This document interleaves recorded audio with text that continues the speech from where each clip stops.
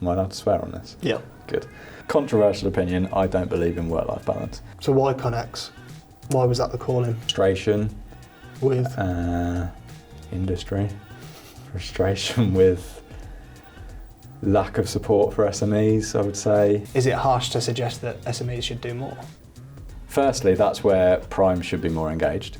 If primes want to work with SMEs and they want to share the load and spread the work in really deep into the supply chain, then there's got to be something going on there. Can you share a difficult situation, either personal or career? Last year wasn't the easiest, if we want to go into that, I suppose. So I basically had to take what ended up being about 4 months out of the business last year as a sole director of a business with no one else, no team, no one with the vision that I've got. Like, I'm driving the vision, obviously. I can tell people what I'm doing, I can explain the whole business to whoever I want, but at the end of the day, it's my vision.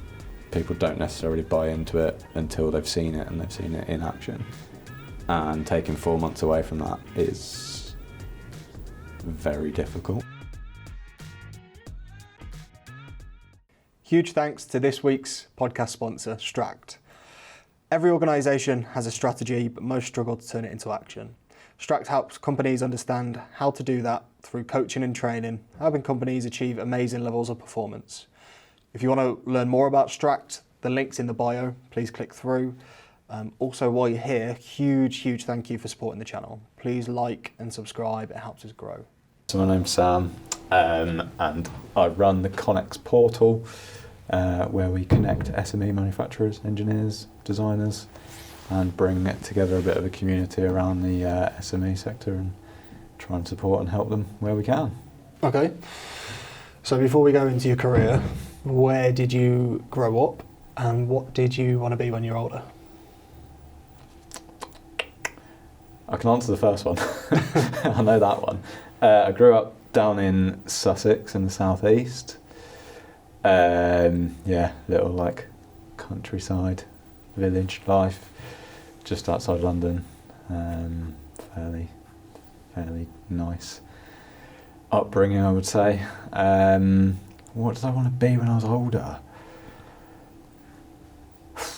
I didn't really decide that I wanted to go into like manufacturing and engineering until way down the line. How old?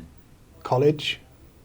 Probably when I was looking around unis. Even looking around unis, I was looking at random courses and just seeing what kind of stuff. So how did you end up engineering course? No, not quite.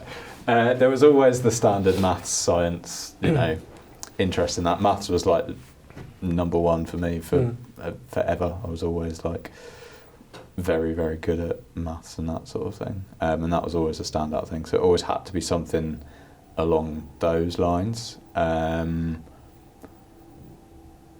was always making things, more so breaking things, just trying to learn about everything, so it kind of made sense. But I mean, I'm sure we'll talk about this at some point. There was no real mentor as such saying this is what you should do. No careers advice, no one saying, oh, have a look at this, think about this. It was just... What about parents? No.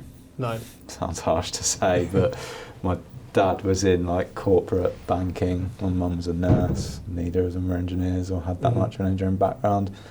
I guess the closest was probably my uncles, who they had their own businesses, they were a bit more hands-on creative kind of side of things. So I guess that was somewhat of a steer. But no, not necessarily my parents. Oh.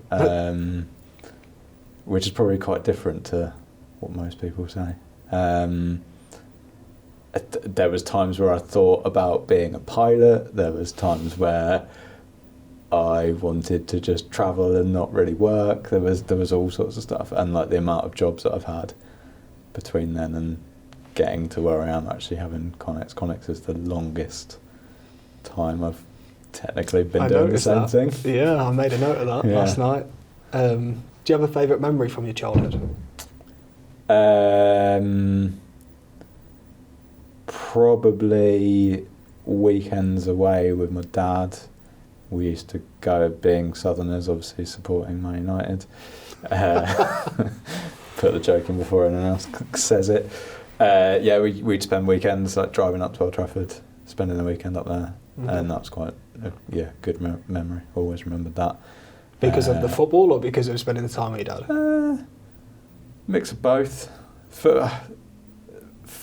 I've always loved football. I've never been any good, even though I still play, but it's more for the exercise more than the actual ability. I think looking back, it probably was the time actually spent in the car listening to, I don't know why I remember this, but we listened to the entire Lord of the Rings cassette tape in his car throughout these journeys over like the course of a season. Wow. It was, probably that more than anything. And I used to enjoy getting in the car to listen to that. Yeah. Probably more so than actually being at the ground and watching the football. Yeah.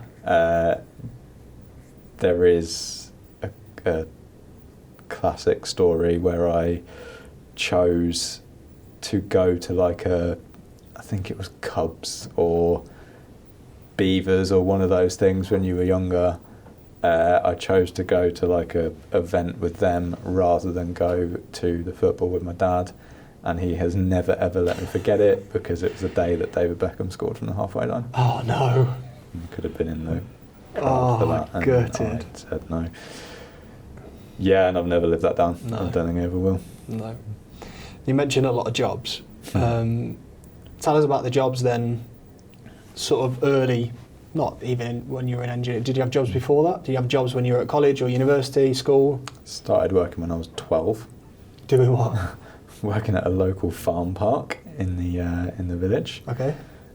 Which is literally like cleaning out animal crap and, am I allowed to swear on this? Yeah. Good. Just general like tidying, cleaning, looking after rides and things. I said I was 12, it was like a week before my 13th birthday. I don't think they were allowed to pay me, but then after that it was fine. And then, did that for a few years and then worked in a local pub. Worked in a fish tank making factory. Yep. How old? 16, 17, I think. Okay. So were you at college at the same time, or did you work? Okay. That's what I did in the lead up to taking a year out before going to uni. Mm-hmm. All of the like fish tanks and units that are in like Pets at Home and all those places. Yeah, I was working in that place where they were made and wrapped and distributed basically. So that was a very random job. Yep. What else have I done? I've always had never successful. I don't think I've ever made money from any of the previous ones, but there's always been some sort of business. So I was setting up like a online, there's probably websites still out there somewhere which were what I set up when I was like 14, 15, just random, like I can help you do like little odd jobs and weird things like this and that. So they probably exist somewhere if you know where to look. I haven't a clue. Again, never actually did anything with it, but just put the website up there, naively thinking, people will just contact me now. Yeah. And no one did. Nothing never came of it. I would sell the... We're a similar age, aren't we? Do you remember the toxic waste sweets? Yeah. I had a nice little distribution network at school selling those. Yeah. Me and my mum would drive around and I'd buy as many as I possibly can from the local petrol stations, and I'd go into school next day and sell them all. Brilliant. It just little things like that, and then worked in a local pub for however many years on and off, like during school. Was a pizza delivery driver for a bit. So lots of things. Always been entrepreneurial then? At the time, I didn't think of it as that, no. But now looking back on it, now actually having a more of an established business, which has been running for several years, you now look back on all these little things and I'm like, actually, that's probably why I did that, because I wanted to go into it. Because you mentioned earlier about ConeX being the longest serving job, right? So I made that note, and it made me think about my career, and that I've made jumps because I either got bored or frustrated, or no one had set a pathway out for me, or I I just always envisaged that I would be my own boss. But I just never knew what the business would be. Yeah. I would just think that I'd be on Dragon's Den one day pitching something that doesn't exist. Has that always been the case for you? I would say I never felt like I fit in an employment role, an employed role. I was always looking for that little bit of something different, I think, which is probably why I've never really had a job for over 3 or 4 years. And I was always, even when I was in, so that's the main job that I've ever had is the Autodesk and Delcam role. And even when I was there, that was only ever like 18 months, 2-year stints in different departments.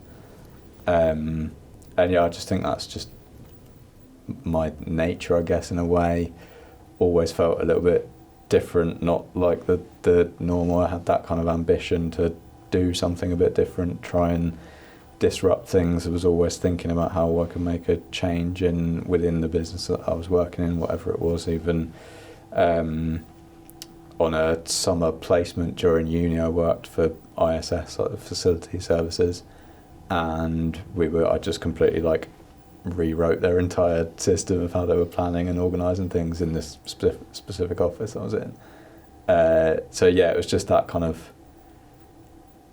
not intentionally trying to piss people off, but like accidentally always doing something which wasn't quite right, maybe, or right in their eyes, because change doesn't always go down that well when it's very much, this is how we've done it, this is how we do it, you fall into line and we do it this way. And I was like, well, what if we do it this way and make it a little bit different and actually improve some of those systems? And that didn't always go down as well as I maybe hoped at the time. No, people don't like change. So I was like, that's great, I'll do it myself then. Yeah. Where does that ambition come from? Where's the drive? I think I always want to help people, and I always want to, even today, I try and take a back seat on the kind of ConeX stuff and make sure that the members and the group come first. And I think that's kind of all stemmed from this want to make a difference for others rather than for myself, if that makes sense. Yeah. So yeah, I don't know where it's originally come from. Like, even talking to like my parents, they don't understand where that entrepreneurial side has come from. But yeah, I guess it's been around family members, but also the fact that I'm an only child. And I've basically spent my childhood making things and making games up for myself to entertain myself. And I think a lot of it's kind of stemmed from, well, if I can do that on my own, and I can do this on my own, and now I'm a sole director on my own, so why not? I don't really see kind of limits, or don't really see where like ceilings are, whereas when I was very much employed, I was like, well, I can only get to here, and that's... You feel restricted. Where do I go? How do I take it to the next step? And quite often there wasn't a next step. It was just very much, well, this is where we sit now, so we have to do this. Whereas I always wanted to kind of step outside that and push myself and push others around me, I think. So why ConeX? Why was that the calling? Frustration. With? Industry. Frustration with lack of support for SMEs, I would say. Prior to ConeX, so when I left Autodesk, the idea there was that I was involved in quite a few small projects, but never the entire start to finish. So I was always going in to help people on small issues with their software or small elements of their machining program or whatever it may be, and you go in, solve the problem, leave. You wouldn't see where that job journey started. You wouldn't see where it ends up. It's just like, well, we'll just focus on this bit today and nothing else. So part of my decision to leave was very much, I want to see the bigger picture. I want to see where things start. I want to get them to across the line, get them finished, and actually be involved in that whole section. So initially after leaving, I just set up as myself as a freelancer doing design projects, little bits of consultancy here and there, bits of prototyping and that sort of thing. And then again, that just grew little bits of frustration, seeing that once you've got an idea to a prototype stage, once you've got something there that is viable, you've done all of the initial research and work and you could see it was viable, and then you try and find a manufacturer or try and connect with someone or try and find that next stage, really hard to connect and find someone. Sending endless emails to just generic info at email addresses and maybe getting one response in 50 if you're lucky. And most of the time that response was, no, sorry, too small, we can't help. And I knew that there was something missing, something to connect these companies together, somewhere to bring some of these ideas to the forefront and actually help the sector. So pack that in, set up ConeX, and now we've got over 200 companies that we're now joining, supporting projects, helping startups, but helping bigger industry connect with SMEs, and it's now a bigger ecosystem is probably the best word to describe it. So what did day one look like? That initial, I'm going for it, I've incorporated a company. Well, pretty underwhelming to be honest, because it was during COVID and it was just after lockdown. Yep. So I was sat in my living room like, yay, I've started a company, but I can't go and do anything or celebrate or, It's so pretty underwhelming. But yeah, it was. So our first event was planned in person down in Cornwall with a few of the kind of contacts that I'd built while I'd been living down there. And yeah, I think it was scheduled for 2 days after lockdown actually happened. So, and there was all the kind of rumours of something's going to kick off in the next week or so. So we made the decision and cut the event, cancelled it, and yeah, so be it. 2 days before we were all in lockdown anyway. So then spent that first weird period of lockdown, not really knowing what was going on, but still had enough connections online. Was starting to utilise LinkedIn a lot more at that point. So how were you making money in them early weeks when we were in lockdown? Wasn't really. Well, no, I still had the consultancy, like design consultancy business kind of ticking over with a few little projects here and there. A couple of contracts were still due for like another 6 months or so I had a little bit of leeway to live with just. And yeah, I have another kind of side business on another role which has been paying my way, which I can talk about in a minute if you want me to. Since then, really. So yeah, it was very much what do we do now for, we don't know how long this weird COVID, whatever it is going to last. What should we start doing? So yeah, I was starting to utilise LinkedIn a lot more. Previous to that, I actually paid someone to run all my LinkedIn for me. So if you actually go back, say like 4 years, and look at all my LinkedIn posts before to then when I took over, it's completely different.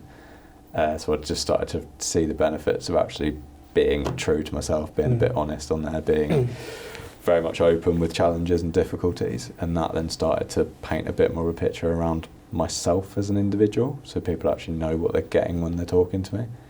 Trying to be like completely honest and genuine on a platform like that, I think helps, especially during that time when people were looking for connections but couldn't have any kind of physical interaction.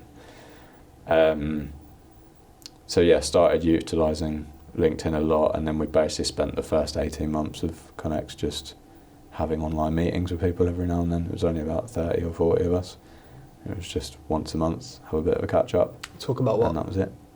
Struggles, challenges, problems, have a little bit of accountability in there, what people are trying to achieve,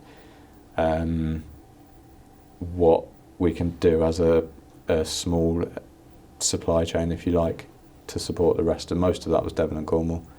So just to support the sector and how we can help and what people are up to. And just being that like early stage community, a lot of our members, especially them, were one-man bands, designers, contractors like I was previously. And yeah, that's especially during, like, it's lonely enough as it is now, but especially during COVID, it was quite difficult for those types of people. So we just wanted to give them a environment to meet and talk and feel like they were part of something bigger. And what was the first in-person event? Our first in-person event was at Spaceport, Cornwall. And that was 2022, I think. Okay.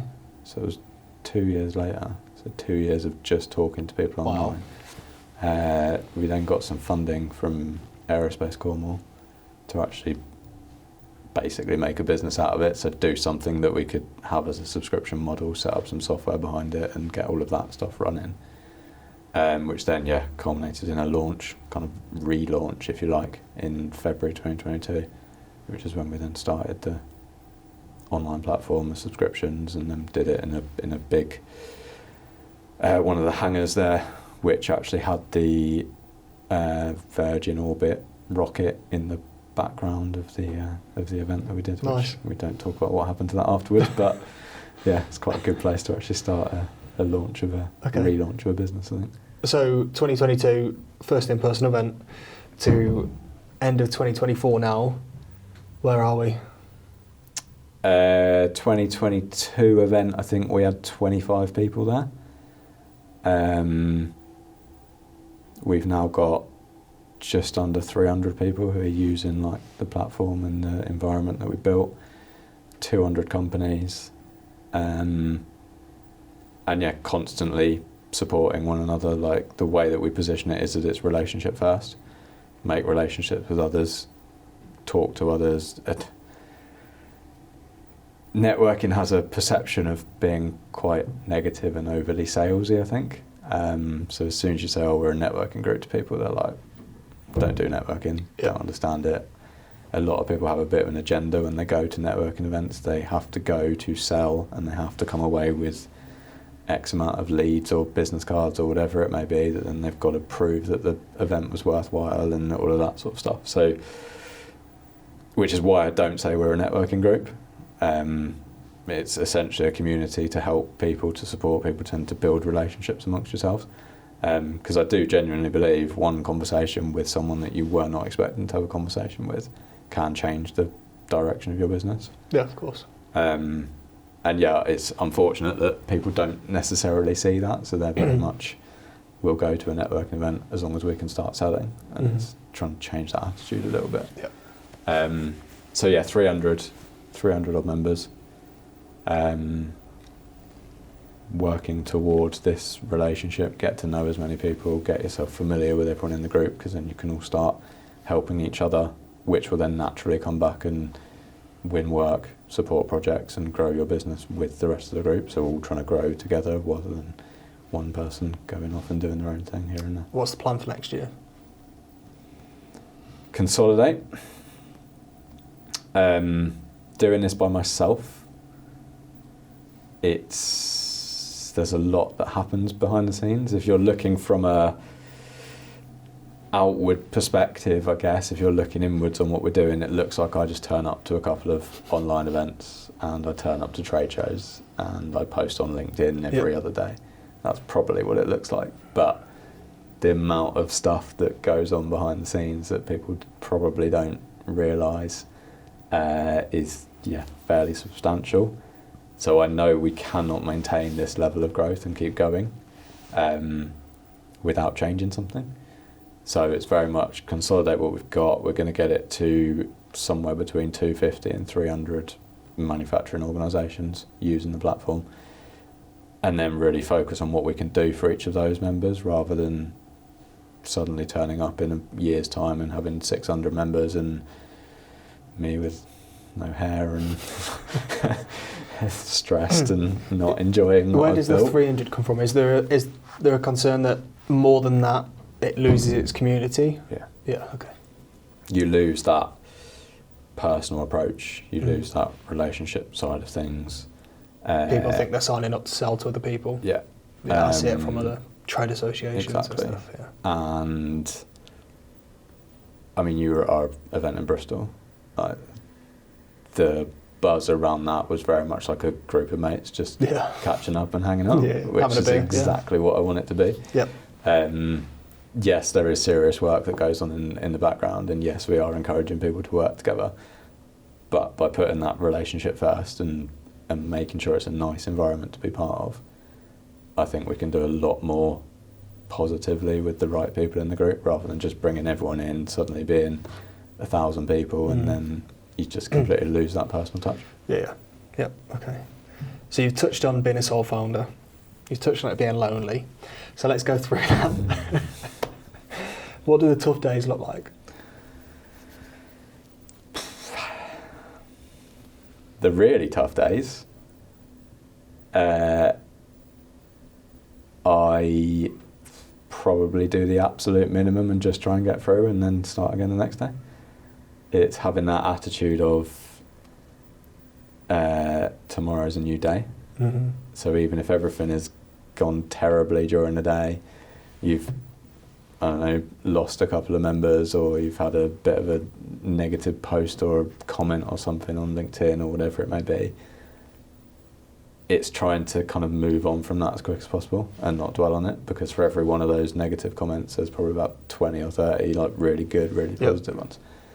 And I think I'm still not good at it, but I think that's been a challenge for me in terms of focusing on the good things that we're doing and the good things that are coming out, rather than the odd comment here or there. It's just another networking group, it's just another sales community, it's not going to help us, blah, blah, blah, and all that stuff. It's the ConeX is really helpful for us because this, and this, and it's focusing on those rather than the negative sides.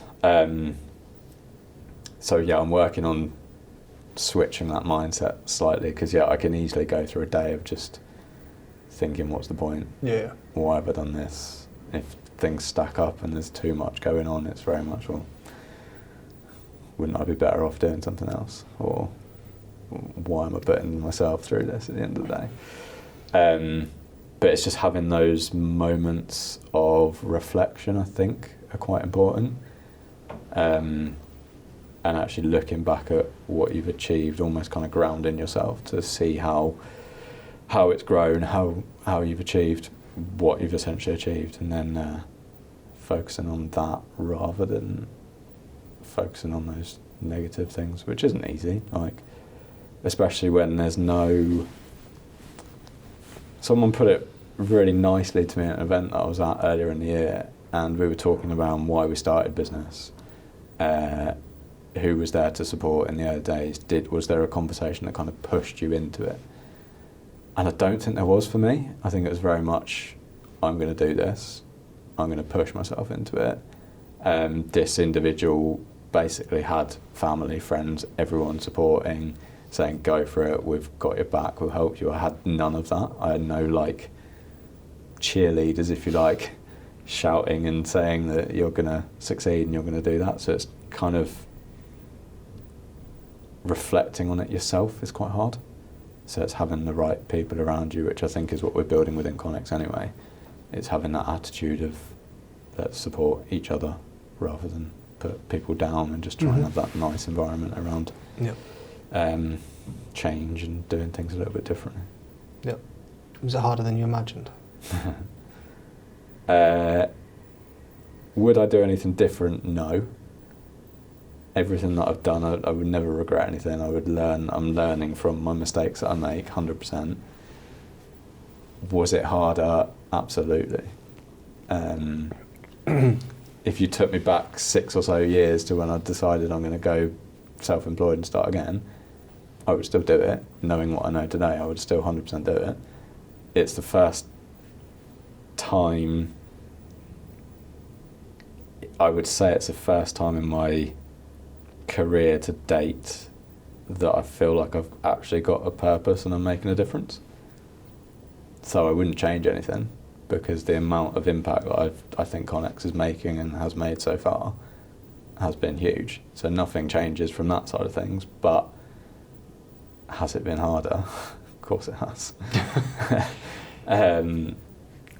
My initial, if you go back to like the initial business plan I wrote, I'd be like, 200 members, we can do that in a year. It's fine, easy, not a problem. Everyone will want to join and I sign had 20,000 app users in the first year.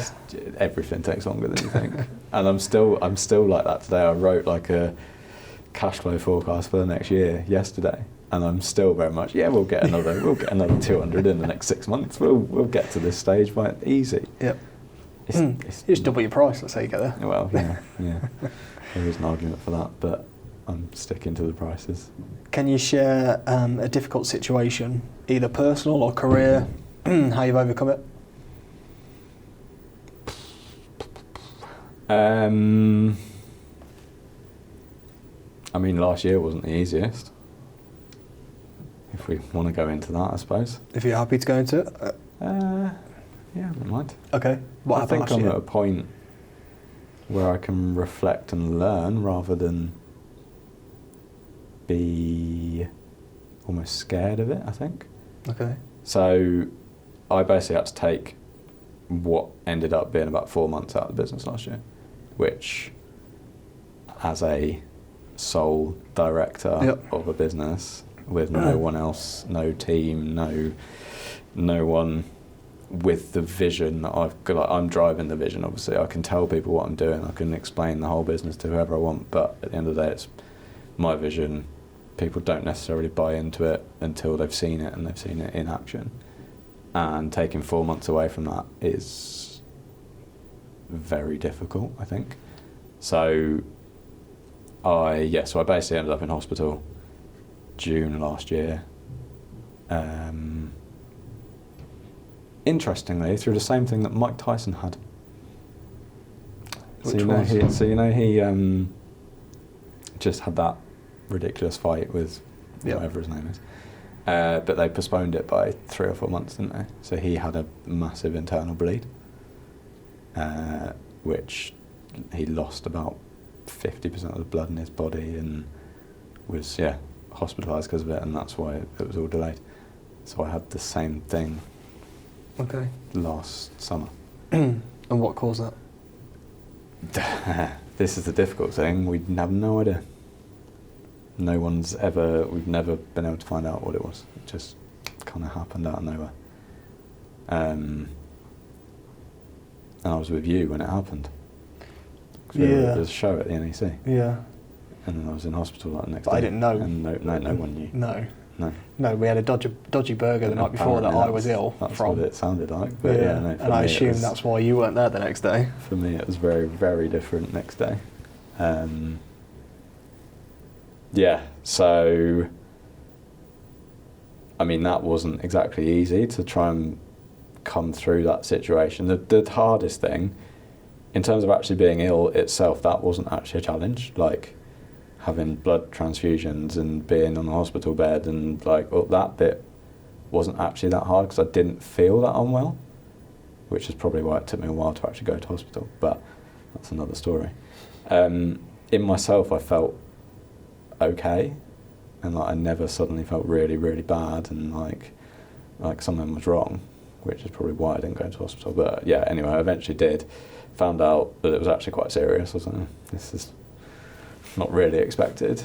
But that bit and the recovery wasn't terrible. I mean, it wasn't nice not having any energy to do anything for a few months. But I think the worst bit, and it's genuinely taken me until probably only a couple of months ago to be okay with it, is the unknown. They never found out what it was.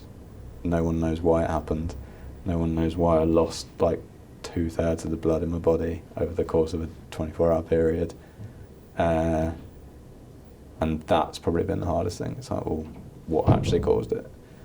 Was it stress? Was it burnout? Was it something I ate? Was it a complete fluke that was just happened and would never happen again? No idea. So I think that's been playing on my mind. Yep. Psychological effect of. Massively. Yeah. And I think only until up until a couple of months ago, it's kind of, I've now got to that point of being like, well, it happened. If it happens again, you know what the symptoms are, you just go get it sorted and move on. Whereas before it was almost thinking about it every single day, thinking about everything I ate, everything I drank, everything I did, and I don't think that helped. I think that's just kind of made a continuous spiral of negativity, I think. So I think now it's only in the last few months I've started to twist that mindset a little bit and just try and actually focus on moving forward rather than thinking about that very, very strange period. And the business survived? The business did survive, and again, that shows people stepped up. Angela and Adam Payne stepped up, ran some of the events for us, and just having that community around it, like the platform was still there, members were still talking to each other, we built that kind of relationship, that respect between people, so that carried on. That was quite nice to see that element of the business doesn't necessarily need me, which gives me quite a lot of hope for moving forward when we kind of ramp things up, look at bringing in a team and really start to expand. Yes, I'm the front and centre of it right now, but it'll be nice, and it's nice to know that it can maintain that kind of approach, which is quite good. So yeah, I think resilience is probably a big word that I'm been focusing on, but it hasn't changed. Like, I could easily have had that and been like, well, it's stress that caused that. I was too busy. I was overworking myself. It's stress, so therefore let's just pack it in and go get a job and have the easy life. I genuinely don't think that's ever been an option. Like, I've tried many jobs. I've tried to be a good employee, and I just don't think it's for me. Whereas, as I said, this platform, this community we're building has actually given me that kind of sense of purpose. Yeah, it's a word you've used a few times, purpose. And I don't think I'd change anything. Okay. So what challenges are you facing at the minute? What's ConeX going through? Is it resource that's the issue? Is it do you need more support? Do you need more money? All of the above.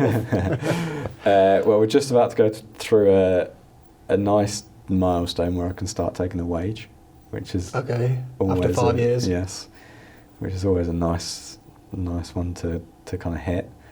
That will kind of stabilise things. So that will kind of be like, well, we have a sustainable business that can actually employ people and can actually work. So then it's just like stepping up incrementally to get to that next stage. I'd love to work with more apprentices, so I'm investigating that at the minute, see if we can actually start expanding the team and bring in some apprentices and growing. To work for ConeX or to work for the members of ConeX? Bit of both. So obviously for us, from a kind of admin and back end point of view, to the biggest challenge is when I'm on the road and I'm going off and meeting people and doing things, all of the stuff behind the scenes. Who's answering the phone and the emails? Yeah, it doesn't happen. Yeah, I know the feeling. My inbox at the minute is terrifying. So yeah, bringing some people in to do that, but also then getting them out, helping the members when I go on these visits, bringing them along, learning about the sector, learning about what's going on in the industry, and kind of really helping that. So that's something that I definitely want to focus on. And I think it's being a bit more selective around the events and the kind of opportunities that we're putting forward. So in this last year, we've done, I think by the end of the year, it's going to be 72 events or something, which when you break that down, like, that's a lot. And again, it's not just me turning up to a Zoom call once a week. That's everything that goes behind the scenes. That's 20 or so in-person events. That's inviting everyone, and it's reminding people, and it's finding the venues, and it's constant. And I'm going through this process at the minute, doing a little bit of a feedback questionnaire with members to find out if we'd actually be better off doing less events but offering more value in each of those events. So maybe we only do one online event a month and one in-person event. That's only 25, 24 events in a year, which will probably add more value to each and every one of the members than doing 70 odd does. Yeah. So it's just trying to work a little bit smarter with my time. And I was saying to you just before we started this recording that I've actually cancelled 30 odd meetings that I had in place next week. So sorry to everyone that I've cancelled. But that, I think that was if it was this before I had the whole hospital episode, I would have just done it. Yeah. I would have powered through. Yeah. I would have just got on with it, dealt with it, and dealt with the consequences. I think one thing that has taught me is that I do have to take a bit more time, and if things are overwhelming and if things are too busy, just slow down and work out what adds value to the business right now, what's going to do better for next year. Yep. So I guarantee if I had those meetings, if they were potential members or if they were existing members or sponsors or whatever it may be, nothing would actually be actioned until the new year anyway, because we've just come off a massively busy period of shows. Yes, people want to meet and talk to us, but we're just about to go into December. Christmas is around the corner, everyone's taking holidays, no one's going to get any approval or sign off. So am I not just repeating that meeting? If I have it next week, I'm probably going to have it in mid-January again anyway. So why don't I just push that to mid-Jan, spend the week really focusing on, we're about to launch a new platform and migrate everything over. So get everything migrated, set all the events calendar up, get all of the new like marketing and media stuff done for the new year. So then when I have those meetings, it's all there. Rather than just saying, well, this is what we're doing and this is what's coming next and this is what it will look like in January, which the response to that would be, well, just show me in January. So then it's just managing my time a little bit better. And as soon as I decided that on Monday this week, there was like a weight lifted.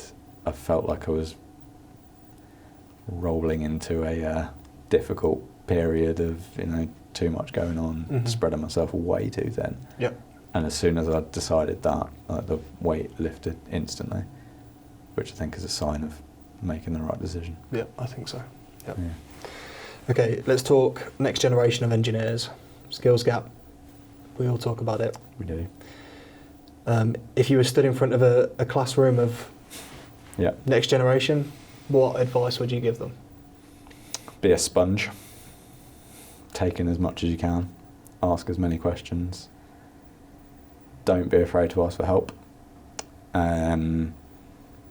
These are all pretty cliche. Embrace change, all of that stuff. But yeah, genuinely go out and explore. That younger generation has got a huge opportunity in especially in the manufacturing sector.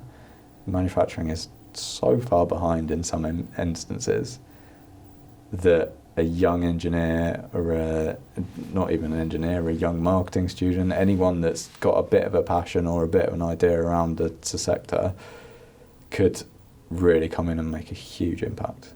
We need more young engineers to come in to make that impact because the potential is ridiculous. Yep. Some of these machine shops still using like paper drawings and manually machining everything. Put a couple of young engineers in there and they would see their business like skyrocket. Yep. And it's just trying to get that across, and it's trying to explain to them that engineering is not just this dirty, low-paid environment. We've talked about it on every episode. It's the perception of manufacturing. And trying to change that perception a little bit. And we've done the image wall that we did at Advanced Engineering just to try and showcase it's actually pretty impressive and well worth a look at to see how we can support it. The other side of the coin, from the SME point of view, you obviously speak to SMEs every day, right? Mm-hmm. So is it harsh to suggest that SMEs should be doing more? Should we put more pressure on the primes to be training more people? Because for an SME, I completely understand that there's a risk. It's expensive for them. They need time to be able to actually put an arm around a young person's shoulder and teach them for 4 years, knowing that they're probably going to go and work for a big manufacturer down the road for 50% more salary. Right, so it's a risk. That's not necessarily a bad thing, by the way. I've got an opinion on that. No, it's not. The bigger picture is obviously they're training someone that could be a potentially fantastic engineer and help UK manufacturing. But for that SME, in the day-to-day, they're not necessarily thinking about training someone to go and work for someone else. They need someone to take on the responsibilities on their work in their workshop. Mm-hmm. So back to the original question, is it harsh to suggest that SMEs should do more? firstly, that's where primes should be more engaged. If primes want to work with SMEs and they want to share the load and spread the work in really deep into the supply chain, then there's got to be something going on there. There's got to be we will add you to our preferred supplier list, whatever it may be. We'll support you as an SME, knowing that we're probably going to take some of your employees when you've trained them up for us. Mm-hmm. As long as there's that route back, so it's almost SME is the first place that these students go out of college, school, apprenticeships, whatever it is, into the SME. SME then, that person then goes and works in a prime or goes and sets up their own business or whatever it may be on that journey. As long as then that's reciprocated the other way from a workload point of view, and it builds this kind of circular approach. And I think there's something that can be done there in terms of that. Can the SMEs do more? Yes, but I think they need help. I would never want to turn around to an SME knowing how busy they are and how hard it is just in a day-to-day environment and saying, "Oh, go into that school for a few hours, you need to. It's for the best of the sector, you need to go and do it." But it's hard enough getting them on an online meeting every now and then, to actually get them to physically take time out of their day, their time to do it it's a big ask. So I think we'd be better off putting systems in place with the likes of what Angela's working with and doing it for them, rather than saying you all need to go in and engage. Let's find a way that we can send representatives in. Maybe if they've got apprentices in, why don't the apprentices go into schools? Why? There's something that's missing somewhere. I don't know the answer. But I don't think we can rely solely on SMEs to solve it, because they are essentially the lifeblood of the sector. They are. If they didn't exist, we wouldn't have any manufacturing sector at all. And I don't think we can say, well, you've got to solve the funding problem, you've got to solve the skills gap, you've got to solve utilising the apprenticeship levy, you've got to solve this. It's just not possible. You've got to become more sustainable, and you've got to decarbonise, and you've got to... There's a limit with what some of these businesses can do, and it's working out what they can do that will genuinely benefit their business as quick as possible so they can grow effectively, to then start having teams and having people that can go in and engage. And I think as a low-hanging fruit, quick win, it's finding people to do that on their behalf, and then bringing the students into the facility beyond that. So that first outreach, have someone do it, have a representative go and do that outreach to start engaging with schools, and then bring the students in to actually start looking around and really seeing what the sector looks like. Yep. It's a massive challenge. It is, yeah.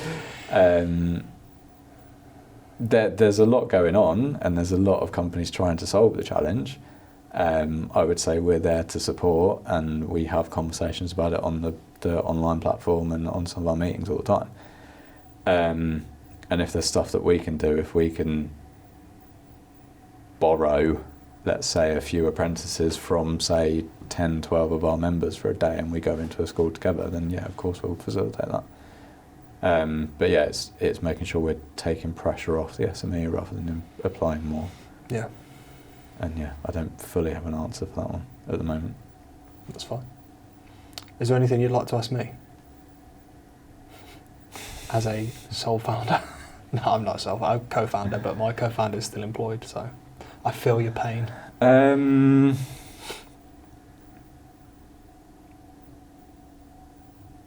Have you got any tricks and tips to...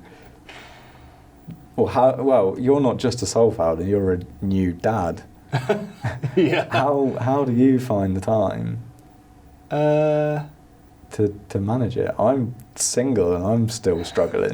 I think that's a good question. You asked. Yeah, you're right. I in the early months, I felt guilty. So I had this dad guilt that I was missing out on things. But then you suddenly realise, well, if you don't do it, then who's going to set up their future? Right, so that sort of goes after a short period. How do I find the time? My wife is extremely maternal, which helps. He's now at nursery, so I have the 9 to 5 to try to, but I procrastinate a lot. That's the one thing I struggle with as a founder. I waste so much time, especially early in the day, because I, for some reason, hate working early, but I love working late, which doesn't quite help when my wife wants to go to bed at 9:30, 10 o'clock because the baby starts waking up from 5, which I can't blame her because we're knackered constantly, but yeah, I know I waste hours, and that negatively impacts me when I think about it. Instead of just doing it, right? Instead of just thinking, who cares that I've wasted 2 hours scrolling through TikTok and LinkedIn, and because I'll make it up at 8 o'clock till 10 o'clock. And the guest before you spoke about, like, he doesn't have hobbies, and really his work is his hobby, and I feel the same. You've got an opinion on work-life balance, right? But I have a life, see friends and family on weekends and stuff, but Monday to Friday, I am addicted to work. And I think about it Saturdays and Sundays. I just rarely work on Saturdays and Sundays because I spend time with the family. Yeah. What was your thoughts about work-life balance? This might be a controversial question. If you didn't have a family, would you work Saturdays and Sundays? Yeah. Or do you think you're strict enough to be like... No, I'm not strict enough. So, my wife's going to hate me when she watches this. If we're out on a Saturday and Sunday, I am thinking about getting back to the desk and working.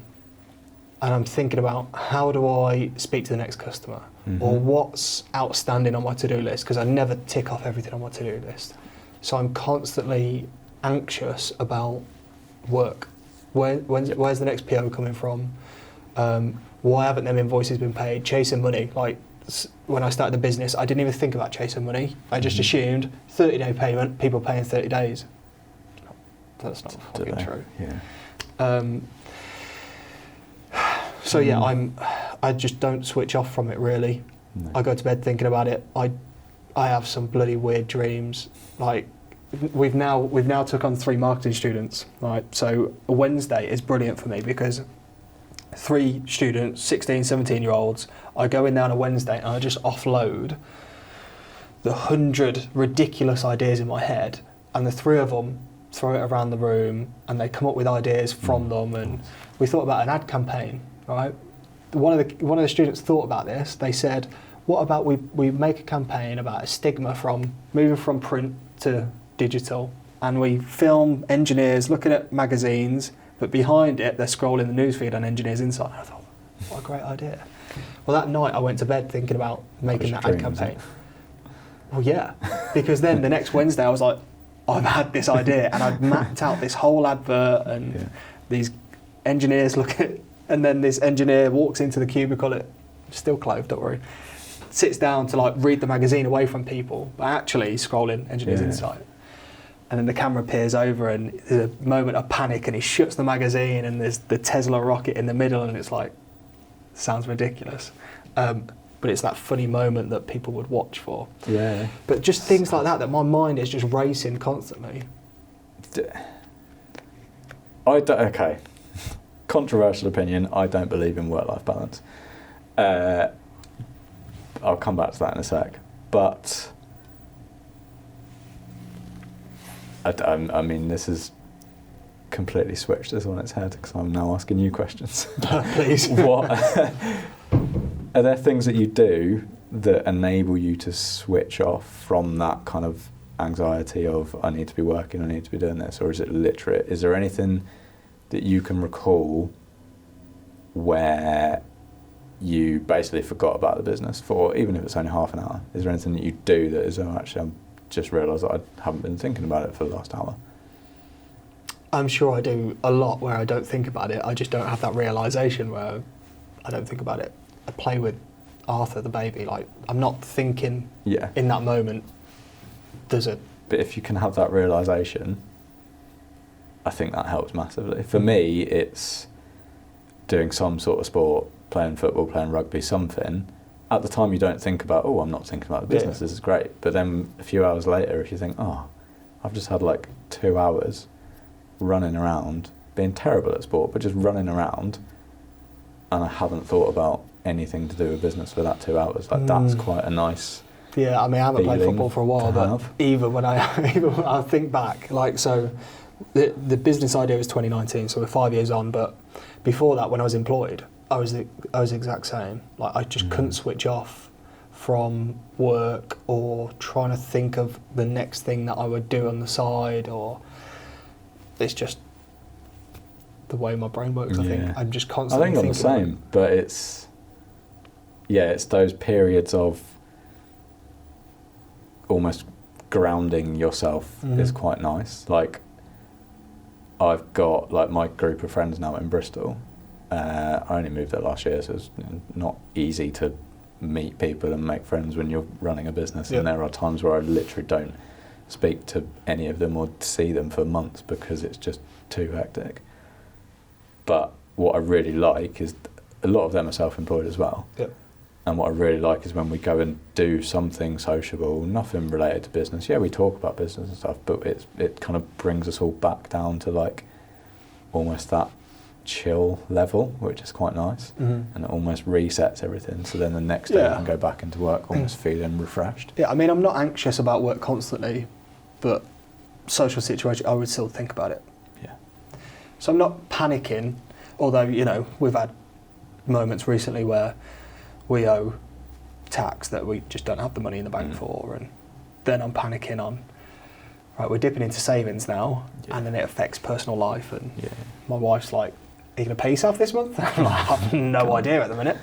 I think that's just general I think so. difficulties though, isn't it? Yeah. Work-life balance, I was asked this the other day,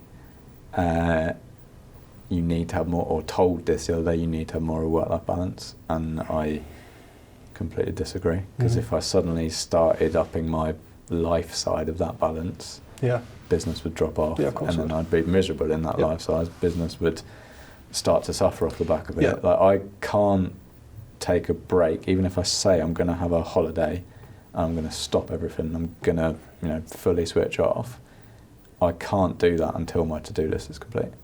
If I leave on a Friday knowing I'm not working on a Saturday, and I don't have stuff that I wanted done by the end of the week done, my Saturday will be ruined because I'll be thinking about those things, and I just want to be in work going to do them. So whatever activity I'm doing, whatever I'm doing that isn't work, I'll be thinking about it constantly because I haven't done it. Whereas if I get to the end of the day on a Friday, I'm like, well, I've done everything I wanted to. I can now go and enjoy my Saturday. That's the only time. So I don't necessarily I agree. Buy into that. My wife hates when I say it, and my co-founder takes the mick out of me when I say it, but I look forward to a Monday. I hate the end of the week. Same.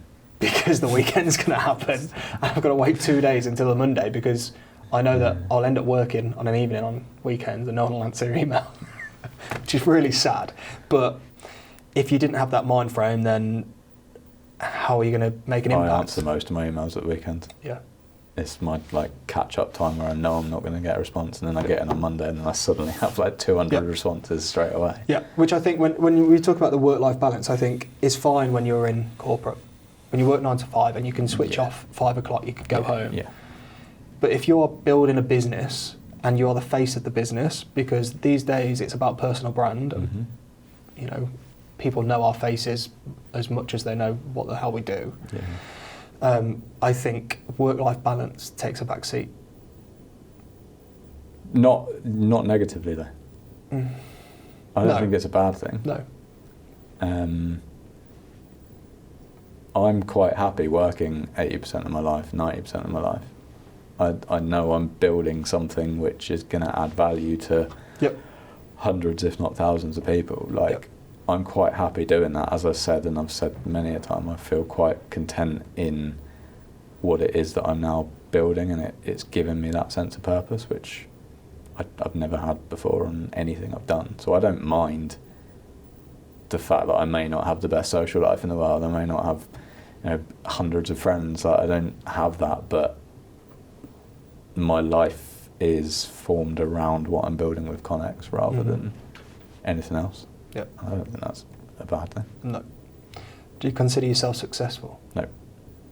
Why not? Off the cuff answer, no, because I have a vision of where I want to get things, which is this long, and I'm about here. So therefore, but you connected 300 people at SME companies that would never have been connected before. Still this much to do. So from a very much off the cuff answer, no, because I'm still way down here. But when I then break it all down from where I've come from and where it started, then you actually realise that you're down here somewhere and you've actually done all of that. Then it's very different. And I'm like, actually, it's been quite productive. I've had some very interesting conversations. I've got members work that they never would have got without ConeX. I've got people talking that never would have met before. Like, there's a lot that's happened that wouldn't have happened without what we've done. So when I have that kind of reflecting time to realise what we've done and how it's worked, then there's a level of success there. Do I consider it successful? No, not yet, because still more to do. And those successes that you've had, would you attribute to hard work or luck? Hard work. No luck. Maybe being in a room with someone, and again, that whole, you don't know where your business is going to go until you have that one conversation. Yeah, maybe little bits of luck just happened to happen, and I was at that event, and that person walked past at that exact time, and I happened to be stood there. Yeah, maybe, but you almost make your luck off of hard work. Yeah. Even my housemate, I was talking to him last night, and he was saying that he knows so many of his mates are startups, and when he first met me, he's only moved into the flat like a couple of months ago. When I said, I'm running a startup, he was like, you'll be sat on the sofa at 2:00 in the afternoon just like playing FIFA or something. And then he said to me last night that you are completely different to anyone else that I know that's running a startup, because you actually put in the hard work. You're never in the flat, you're literally always out doing something. So yeah, hard work makes the luck, I think. It's a fair answer. Sam, thank you very much. Appreciate your time. Appreciate ConeX. We've been partnered for however long now. We thought we'd be competitors, but actually we've become friends. Yeah. And I suppose a thank you on behalf of the SMEs in ConeX, because I talked to them. They're all extremely happy and grateful for what you're doing. I appreciate it. No worries. Well, thank you very much for having me.